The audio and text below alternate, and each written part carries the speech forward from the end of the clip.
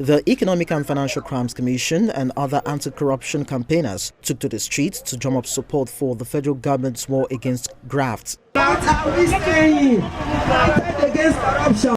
Joined by members of the National Youth Service Corps, the Nigerian Maritime Administration and Safety Agency, the Nigeria Shippers Council, and other anti-graft personnel, officials of the Anti-Graft Commission walked from their office in Ikoyi through to Obalende, Broad Street to Tinubu Square, carrying placards with anti-corruption inscriptions to educate members of the public and other private institutions on the need to form a formidable front in stamping out corruption from the country. The common enemy that we have is corruption, and Nigeria, their country, is bleeding under the heavy weight of corruption. We must all unite to end corruption. Chapter 2, Section 23 of Nigeria 1999 Constitution gives some 7 core values of Nigerians.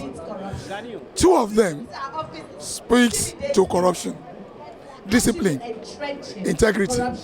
If you don't have integrity, you are going to be a corrupt person. Impacting negatively on our economic development, on our social development, on all ramifications of development.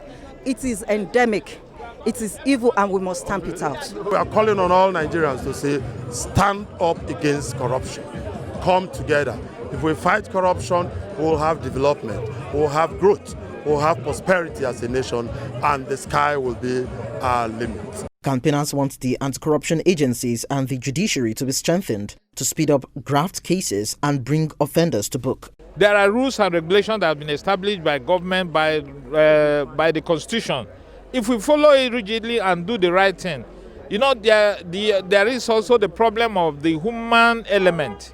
Those in power, if they do what the law, the Constitution says, you won't have all this. At this stage in our life, we must see how we can tinker positively with the Constitution, working through all democratic apparatus to rejig the Constitution and ensure that people will not take the immunity for granted and perpetuate acts of corruption that will be inimical to the progress of the country. All of us must network, we must share information, we must expose corruption, and we should be ready to advance the cause. The media must do more. As the world marks the International Anti-Corruption Day with the theme Zero Tolerance for Corruption and Economic Crimes, Nigerians are being urged to spare no efforts at helping the anti-graft agency put an end to corrupt practices. Lekan, Onabanjo, LTV News.